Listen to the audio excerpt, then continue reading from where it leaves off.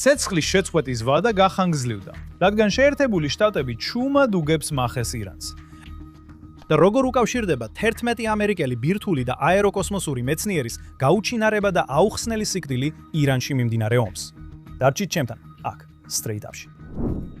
გუშინ პრეზიდენტმა ტრამპმა ცეცხლის შეწყვეტის ვადა განუსაზღვრელად გაახანძლია ვადის გარეშე, სანამ ირანის ხელმძღვანელობა არ წარადგენს იმას, რასაც მან უწოდა ერთიან წინადადებას შეერთებული შტატებისთვის.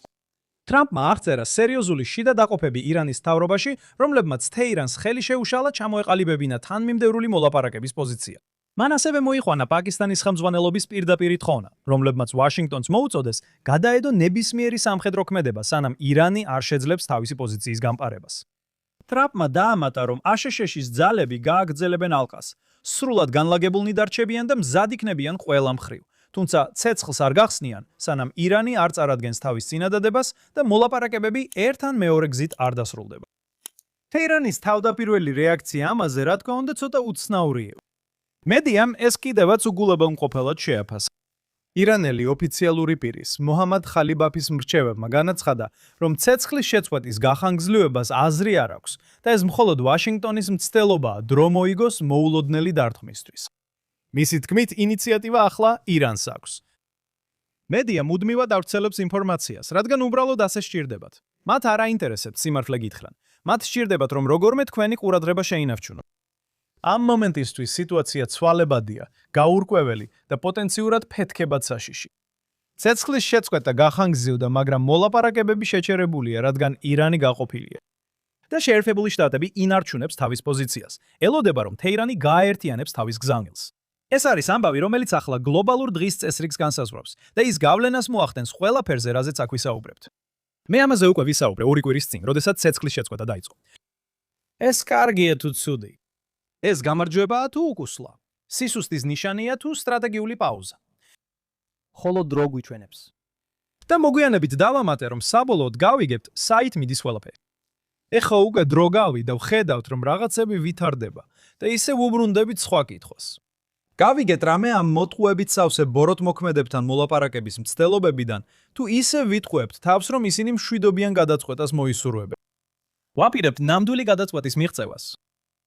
დონალდ ტრამპის გადაწყვეტილება ერთი მხრივ არ ავალდებულებს მას საბრძოლო მოქმედების განებების განახლებას, მაგრამ მეორე მხრივ ის ზეწოლას ახდენს ირანზე და ამავე დროს პასუხისმგებლობას მთლიანად მათ მხარეს აკისრებს.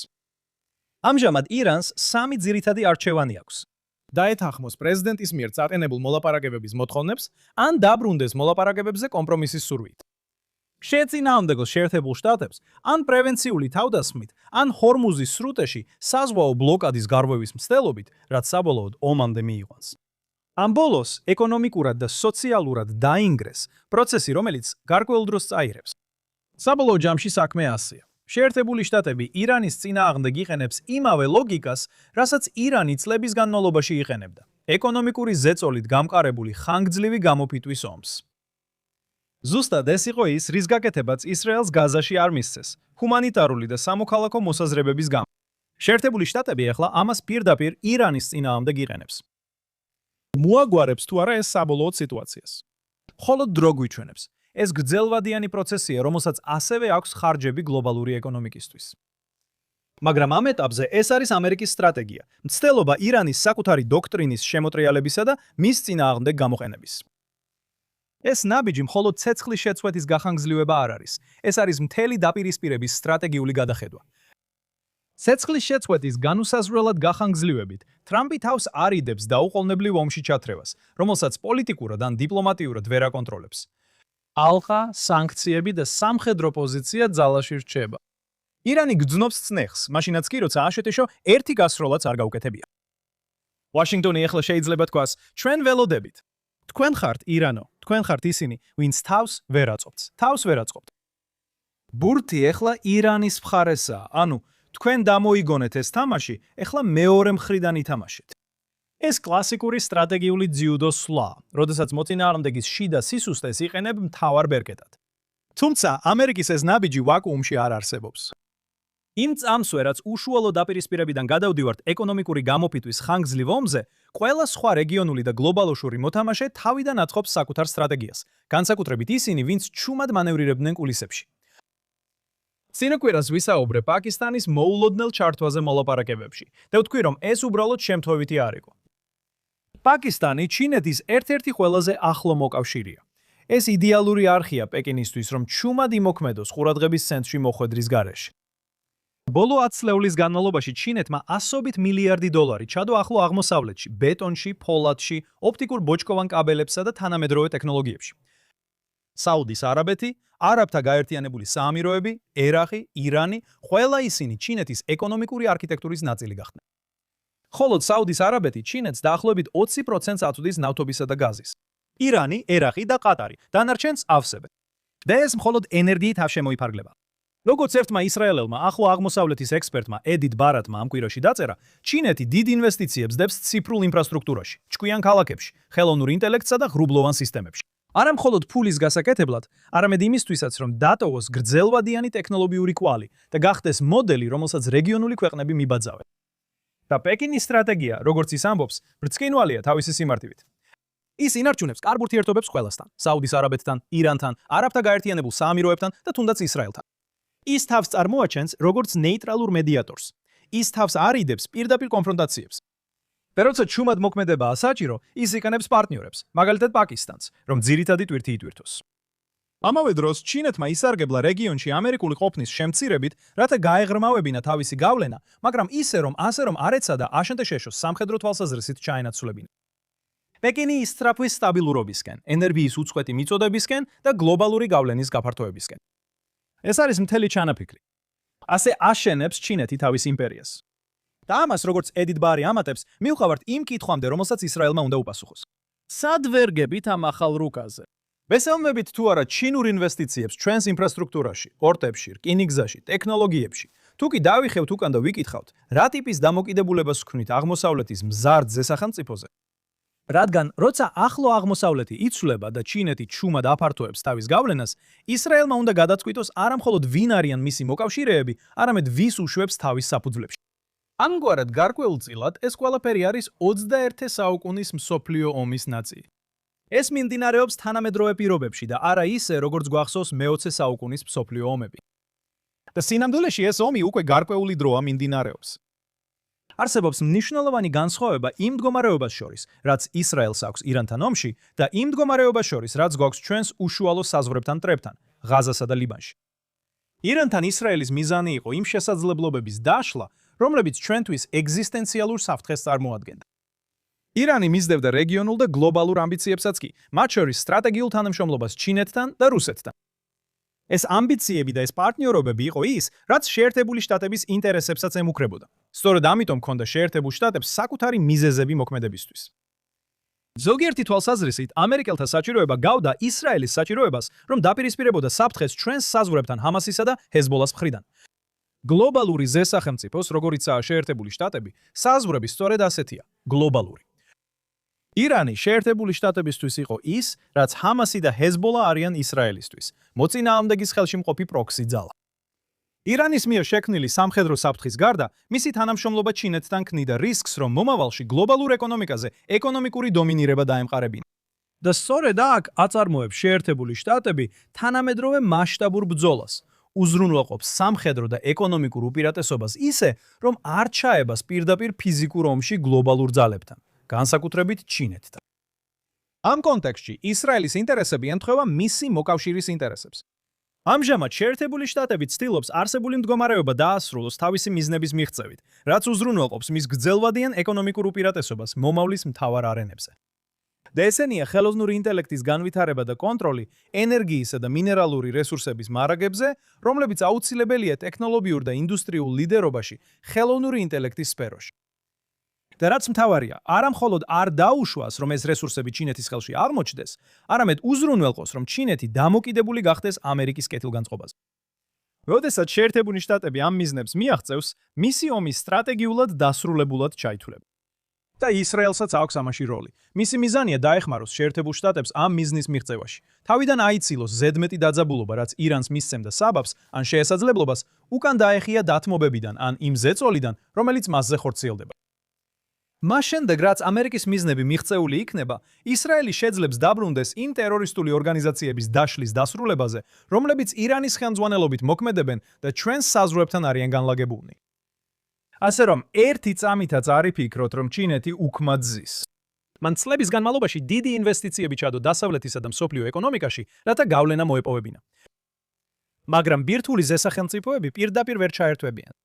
როცა ამას გაიგებ და იმასაც, რომ ეს არის გლობალური ომის არსი, მაშინ მიხვდები რატო. ჩინეთმა ამდენი რატო ჩადო კოგნიტურ, ანუ პროპაგანდის ომში, რომელსაც აწარმოებს. სოციალური მედიის პლატფორმების გამოყენებით ცდით ცდილობს манипуლირებას დასავლეთის, განსაკუთრებით კი შეერთებული შტატების მოსახლეობაზე, რომ ისინი ომს და ასე შეშიის ევროპელი მოკავშირეების ჩართულობას დაუპირისპირდნენ და ასევე შეეცადონ ისრაელის შეჩერებას. და როცა ამას მიხვდები, იწყებს სხვა ამბებთან შესაძლო კავშირის დანახვას.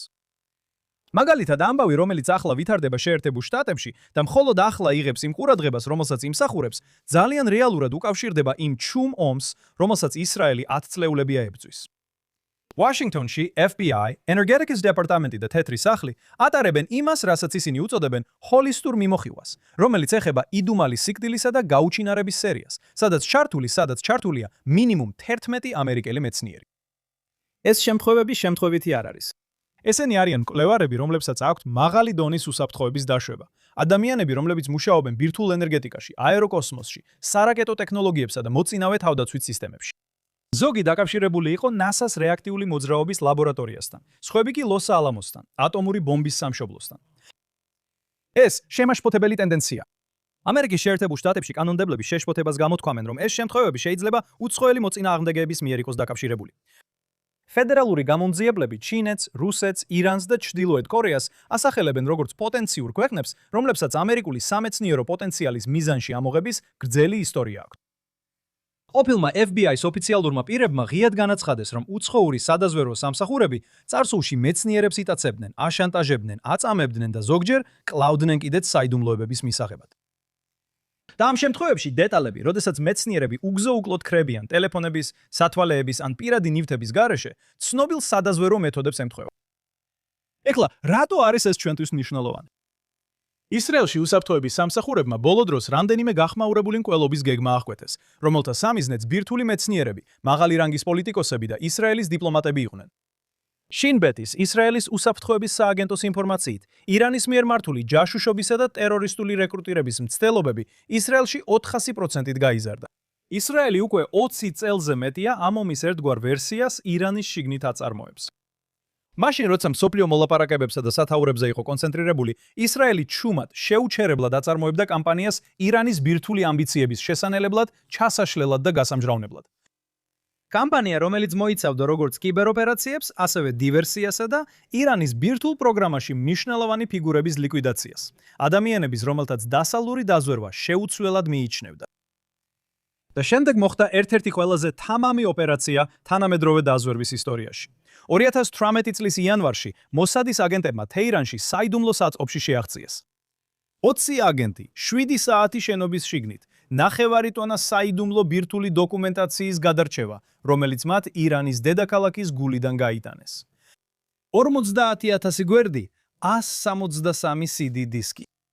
პროექტ ახმადის სრული არქივი, რომელიც ირანის საიდუმლო ბირთვული იარაღის პროგრამა იყო. ეს დოკუმენტები ამტკიცებს, რომ ირანი მუშაობდა საბრძოლო თავაკის მინიმიზაციასა და ბირთვულ ტესტირებაზე. და როდესაც ისრაელმა გამოავლინა ეს არქივი, ამან შეერთებული შტატების დარწმუნებას შეუწყო ხელი, რომ ირანი ატყუებდა მსოფლიოს. ასე რომ, როდესაც ვუყურებთ იმას, რაც დღეს ხდება შეერთებულ შტატებში, ჩვენ ვხედავთ იმავე ჩრდილოვანი ომის ერთგვარ ვერსიას, რომელსაც ისრაელი 10 წლეულები აებრძვის. ისრაელმა დიდი ხნის წინ ისწავლა, რომ ირანის ბირთვული ამბიციები სიტყვებითა და რეზოლუციებით არ შეჩერდებოდა. ისინი ჩრდილებში უნდა შეეჩერებინათ. და ეხლა შეერთებული შტატები აღმოაჩენს, რომ იგივე მოწინააღმდეგეები, რომლებსაც ისრაელი უპირისპირდება, მზად არიან ახლო აღმოსავლეთის ფარგლებს ბევრად გასცდნენ, რათა მიიღონ ის, რაც სურთ. ეს რეგიონული კონფლიქტი არ არის. ის არასდროს ყოფილა ასეთი. ეს გლობალური ბრძოლაა ტექნოლოგიებზე, დაზვერვაზე და ძალთა ბალანსზე 21 საუკუნეში. და ისრაელი ამ ბრძოლის წინა ხაზზე ძალიან დიდი ხანია დგას. ამიტომ ეხლა ომი განახლდება თუ არა, ის უკვე გარკვეული დროა მიმდინარეობს. ამერიკის მტრის წრები კი ჩუმად კულისებში მოქმედებენ. ისინი ატყალიბებდნენ ალიანსებს, ქმნიდნენ ფაქტებს გლობალურ მასშტაბზე და ჩუმად ანადგურებდნენ აშშ-ს შესაძლებლობებს, რასაც სულ ცოტა ხნის წინ შემთხვევითობას ან შეთქმულების თეორიებს აბრალებდნენ. და მსოფლიოს უდიდესი ზესახელმწიფო შეერთებული შტატები ისინი აღარ ცხედან უმოქმედოდ. ახალი ახლო აღმოსავლეთის რუკა ჩუმად იხატება. არაბული მედიის ინფორმაციით ამ კვირაში იორდანიის მეფემ ისტორიულ შეთანხმებას მოაწერა ხელი, რომლის მიხედვითაც აკაბა სპორტი გაერთიანებულ არაბთა საამიროებს 30 წლით ეკირავება. ეს არის პირველი ნაბიჯი მასშტაბურ რეგიონულ პროექტში, სტრატეგიული რკინიგზა, რომელიც გააერთიანებს გაერთიანებულ არაბთა საამიროებს, იორდანიას და ისრაელს, გაზაში დაგეგმილ ღრმაცმკლოვან პორტამდე. კულისებს მიღმა, ეს არის მომენტი, როდესაც გრძელვადიანი ხედვა, რომელზეც ისრაელის ლიდერები წლებია საუბრობენ, იწყებს ფიზიკურ ფორმის მიღებას. ფოლადის, ენერგიისა და ვაჭრობის დერეფანი, რომელიც ინდოეთიდან ემირატების კონტროლქვეშ მყოფ აკაბამდე და ამერიკული ზედამხედველობით ახალად ადმინისტრირებულ გაზამდე გადაჭიმება. და აი მთავარი, ეს ყველაფერი ვერ მოხდება, სანამ ჰამასი აკონტროლებს გაზას. როცა პრეზიდენტი ტრამპი ამბობს, რომ ჰამასი დაიშლებება, ის ამას პირდაპირ მნიშვნელობით გულისხმობს.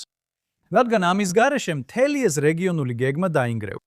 გახილული გეგმის მონახაზი ძალიან თამამია. ტერორის ინფრასტრუქტურის სრული დემონტაჟი, სუვერენიტეტის ამერიკის ხელში გადაცემა და ახალი ჰორიზონტი ღაზას მოსახლეობისთვის, მათ შორის ფინანსური მხარდაჭერა და მესამე ქვეყანაში მოქალაქეობის მიღების შესაძლებლობა. ამ ხედვაში ღაზა აღარ არის უსაფრთხოების ტვირთი და ხდება რეგიონის ყველაზე ღირებული ეკონომიკური აქტივი, მსოფლიოს უახლესი ღრმაცმკლოვანი პორტის სავაჭრო დერეფნის საბოლოო წერტი. და ეს ერთადერთი ცვლილება არ არის, რაც ხდება. სწორედ ამ კვირაში შეერთებულმა შტატებმა და მაროკომ ხელი მოაწერეს შეთანხმებას, რომელიც გიბრალტარის სრუტის უსაფრთხოებას უზრუნველყოფს მომდევნო 10 წლის განმავლობაში, რაც ამავე გლობალური სავაჭრო არქიტექტურის კიდევ ერთი ნაწილია. ისტორიიდან ვსწავლობთ, რომ ბიბი ძალები ვაჭრობის მარშრუტებზე აღმოცენდნენ. და რასაც ეხლა ვხედავთ, ეს არის ახალი გზის ჩუმად აშენება, რომელიც ისრაელს აღმოსავლეთ ნახევარსფეროს ცენტრალურ კვანძად აქცევს. როდესაც ემირატული კაპიტალი ამერიკულ სტრატეგიულ ძალას და ისრაელის ინოვაციას ხვდება, ახლო აღმოსავლეთის რუკა თავიდან იწერება. და რაც შეეხება ღაზას, ამ კვირაში ღაზას ქალები ხმამაღლა საუბრობდნენ სექსუალურ ძალადობასა და სექსუალურ გამოძალვაზე, რომელსაც ჰამასი აყენებს მათ, და ამის შესახებ Daily Mail იუწყება. მათ აღწერეს, როგორ იყენებენ ქრივებსა და იძულებით გადაადგილებულ ქალებს სექსუალურად, აშანტაჟებენ დახმარების სანაცვლოდ და აჩუმებენ ჰამასის მიერ, მაშინ როცა უფლებადამცველი ჯგუფები აფრთხილებენ, რომ 10,000-ობით ქალი შეიძლება საფრთხეში იყოს. ღაზადან წამოსული ჩვენებები აჩვენებს, რომ ჰამასის ტერორისტები სისტემატურად სექსუალურად იყენებენ დაუცველ პალესტინელ ქალებს, სთხოვენ სექსს ელემენტარული დახმარების, საკვების და თავშესაფრის სანაცვლოდ. მოთხრობები აღწერს მტაცებლურ სისტემას, რომელიც მიზანში იღებს ქრივებს, იძულებით გადაადგილებულ დედებს და ქალებს, რომლებსაც არ ყავთ მამაკაცი მფარველები. მსხვერპლებს ჰამასის ოპერატორები აშინებენ და აჩუმებენ, აცხადებენ, რომ ისინი არიან აქ ხელისუფლება და ამიტომ ქალებმა უნდა დაემორჩილონ. და ეს ახალი ფენომენი არ არის. დასავლეთიდან ჩამოსული ქალი პოლიტიკური აქტივისტები, რომლებიც აქ ჩამოვიდნენ ღაზასა და იუდეასა და სამარიაში პროპალესტინურ ღონისძიებებში მონაწილეობის მისაღებად, წარსულშიც არაერთხელ აცხადებდნენ, რომ პალესტინის ავტონომიის კონტროლირება ტერიტორიებზე არაბი მამაკაცების მხრიდან სექსუალურ შევიწროებასა და ოებასა და ძალადობას განიცდიდნენ. ამ შემთხვევებიდან რამდენიმე უცხოური მედიის წარმომადგენლებსაც შეეხო, რაც ჩემთვის ცნობილი გახდა მაშინ, როცა ისრაელის მთავრობის პრესსამსახურის დირექტორი ვიყავი. თითოეულ შემთხვევაში ქალები უარს ამბობდნენ ოფიციალური საჩივრის შეტანაზე, ან თუნდაც სახელების საჯარო დასახელებაზე. ჩვენ გთხოვეს, აღარ გაგვეცა პრესის აკრედიტაცია იმ პირებისთვის, რომლებიც მათი თქმით უცხოურ მედია ორგანიზაციებში მუშაობდნენ. მაინტერესებს, რამდენ ხანს დასჭირდებათ ადამიანის უფლებათა ჯგუფებს ან გაეროს, სანამ ამ საკითხს ყურადღებას მიაქცევენ. და შეეხება თუ არა მომავალი ფლოტილია ამ საკითხს.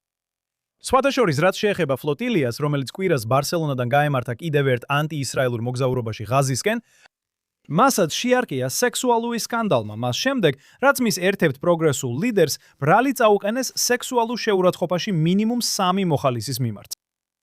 New York Post-მა გაავრცელა ინფორმაცია, რომ ფლოტილიის ერთ-ერთმა უფროსმა ლიდერმა, რომელიც ორგანიზაციის უმაღლესი მმართველი ორგანოს, მმართველი კომიტეტის წევრია, გემზე ღაზისკენ მიმავალ გზაზე რამდენიმე აქტივისტთან სექსუალური ურთიერთობა დაამყარა. არც ერთი ადამიანი, არც ორი, 3 სხვადასხვა პირი ამ კვირის დასაწყისში სოციალურ ქსელში პალესტინური ჯგუფის ფილისტიმის გულის შესახებ განაცხადეს. და სხვა ღაზას ამბებში მიმდინარე ომმა მნიშვნელოვნად შეამცირა ღაზაში არსებული ღია საძოვრები, რის შედეგადაც ცხრისა და თხის ფარების კრიტიკული დეფიციტი შეიქმნა. ეკონომიკური გავლენის მიღმა, ბევრი ადგილობრივი ღაზელი მამაკაცი გამოხატავს იმედგაცრუებას, რომ ისრაელმა ფაქტობრივად წაართვა მათ საყვარელი კულტურული გართობის საშუალება. ჩვენ კიდევ ერთი კვირა ვქონდა, როცა ისრაელი გლობალური ყურადღების ცენტრში იყო. არა მხოლოდ ახლო აღმოსავლეთში, არამედ ევროპაში, სამხრეთ ამერიკასა და მის ფარგლებს გარეთაც. დავიწყოთ ევროპით.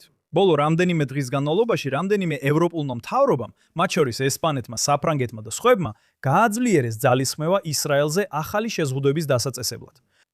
ეს ზომები მოიცავს როგორც შემოთავაზებულ იარაღის შეზღუდვებს, ასევე დიპლომატიურ ინიციატივებს, რომლებიც ისრაელის სამხედრო მოქმედების თავისუფლების შეზღუდვას ისახავს მიზნად, ასევე კოორდინირებულ ზეწოლას ევროკავშირის ინსტიტუტებში. განცხადებული მიზანია ისრაელის ოპერაციების შეზღუდვა მის საზღვრებთან ტერორისტული ჯგუფების წინააღმდეგ. მაგრამ პრაქტიკული შედეგი ნათელია. ისრაელს უშლის ხელს დაასრულოს საქმე და დაშალოს ორგანიზაციები, რომლებმაც არაერთხელ დაგვესხნენ თავს. და აღსანიშნავია, რომ ამავე მთავრობებს საკუთარი შიდა გამოწვევები აქვთ: პოლიტიკური არასტაბილურობა, ეკონომიკური სირთულეები და სოციალური არეულობა. რაც უფრო ხმამაღალი ხდება ისრაელის კრიტიკა, მით უფრო მეტ არეულობას განიცდიან საკუთარ ქვეყანაში. და შემდეგ მსოფლიოს მეორე მხარეს სრულიად განსხვავებული ამბავი ვითარდება.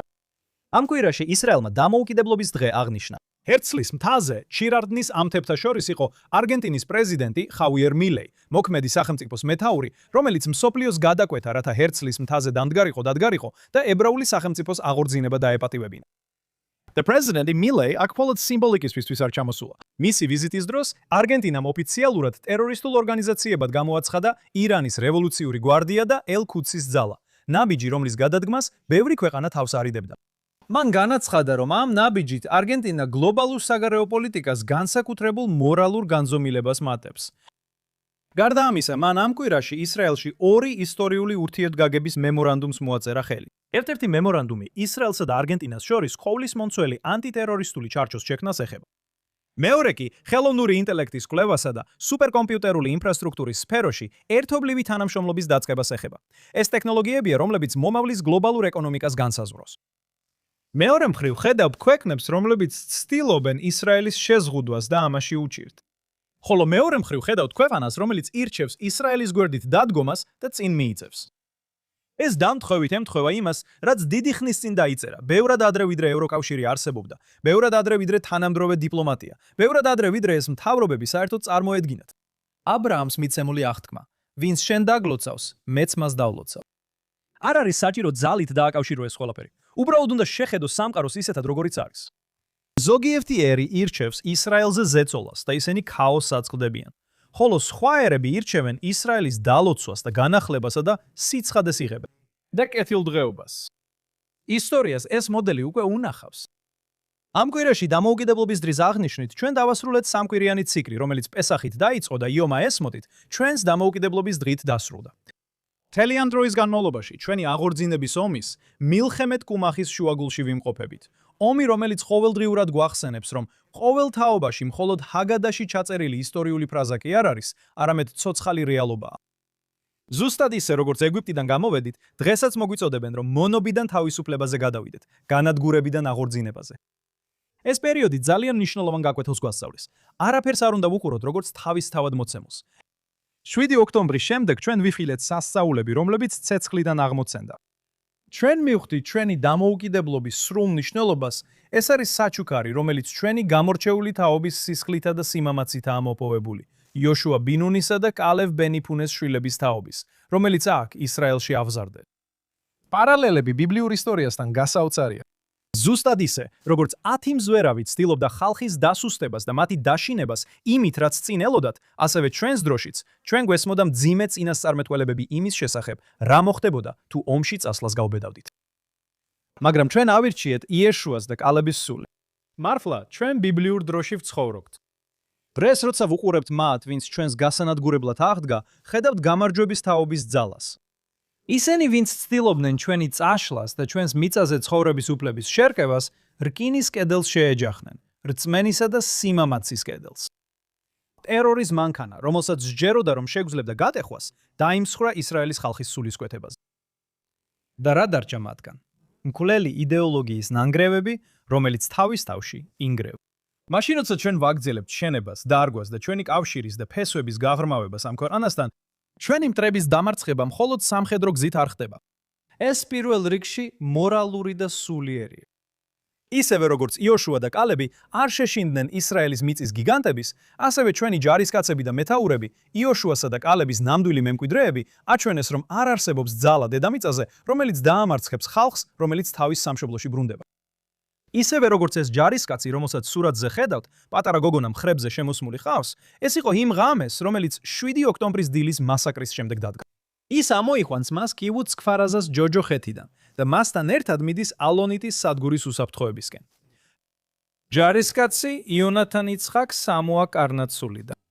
ის არის მოსე ენაილეთის შვილი, ბეერის, ლავის, თამარის და ახინოამის ძმა. და ერთი თვის შემდეგ, რაც აქ გადაიღეს, იონათანი, რომელიც იბრძოდა საჰაერო დესანტის ბრიგადის 200 მეორე ბატალიონში, მძიმედ დაიჭრა ღაზაში. ბელინის საავადმყოფოს ექიმები იბრძოდნენ მისი სიცოცხლის დენენ მისი სიცოცხლის გადასარჩენად, მაგრამ ვერ შეძლეს მისი გადარჩენა. იონათანმა ადრე ხელი მოაწერა ორგანოს დონორის ბარათს და მისი ორგანოები გადაუნერგეს 6 პაციენტს სხვადასხვა საავადმყოფოში. მისი გარდაცვალებით მან სიცოცხლე აჩუქა 6 ადამიანს. 50 წლის მამაკაცმა მისი გული მიიღო. მისი ფილტვები 30 წლის მამაკაცმა მიიღო. მისი ღვიძლის წილი გადაეცა 1 წლამდე ასაკის გოგონას. ერთი თირკმელი 10 წლის ბიჭს გადაეცა, მეორე კი 50 წლის მამაკაცს. და აქ არის ამაღელვებელი კადრი, სადაც დედა უსმენს თავისი შვილის გადანერგილ გულს. ჯონათანი ჩრდილოეთ ღაზას სექტორში ბრძოლაში დაიღუპა. ის 21 წლის იყო. ისრაელის სახელმწიფო თავშესაფარი და სახლი არის ებრაელებისთვის, რომლებიც მთელ მსოფლიოში დევნილნი იყვნენ. საუკუნეების განმავლობაში ყველანი ვლოცულობდით, ლეშენალობდით, ლეშენა ბაბირუშალაიმ, მომავალ წელს იერუსალიმში, ისევე როგორც ეთიოპიის ებრაელები. იონათანის მშობლები ისრაელში რეპატრირდნენ. იონათანი აქ დაიბადა, აქ გაიზარდა და სადესანტო ბრიგადაში მსახურობდა. იმ საშინელ დღეს მან და მისმა თანამებრძოლებმა ჩვენი დროის ნაცისტებისგან ებრაელი ბავშვები გადაარჩინეს. მან ბრძოლა გააგრძელა და ებრაელი ხალხის დაცვაში დაეცა. და მაშინაც კი ის სხვებს სიცოცხლეს კვლავ აძლევდა. ჩვენ ვასრულებთ ამ დამოუკიდებლობის დღეებს ამაყად. ვიცით, რომ ისინი, ვინც ჩვენს განადგურებას ცდილობდნენ, დასრულდნენ, ხოლო ჩვენ ტკივილისა და დანაკარგის მიუხედავად ვდგებით, ვიზრდებით და ვიმარჯვებთ. მარადიული ერი გრძელი გზის არეშინია. და ეს გზა მიგვიყვანს სრულ გამარჯვებამდე, სინათლის გამარჯვებამდე, სიბნელეზე, აღორძინების გამარჯვებამდე, ნგრევაზე. მართლა, როგორც თქვი, ჩვენ ცხოვრობთ ბიბლიურ დროში და მისი დასასრულია ისრაელის ხალხის მარადიული ტრიუმფი. ომის ოპერაციები ირანთან სახელდება როგორც ლომის ღრიალი და აღმავალი ლომი, რომლებიც გასულ წელს მოხდა. და აქ ისრაელში ჩვენ ვატარებთ სიმღერის სიტყვებს: ალტირა ისრაელ. ალტირა კიგური ჰალოატა ვერიემიშაგ მილოიღა. ნუ გეშინია ისრაელო, რადგან შენ ლომის ბოკვერი ხარ. და როცა ლომი იღრიალებს, ვინ არ შეეშინდება? მე ვარ დანიელ სიმანი. შემომიერთდით მომავალ კვირასაც გადაცემაში Straight Appy, JNS TV სტუდიებიდან, იერუსალიმში, ისრაელში.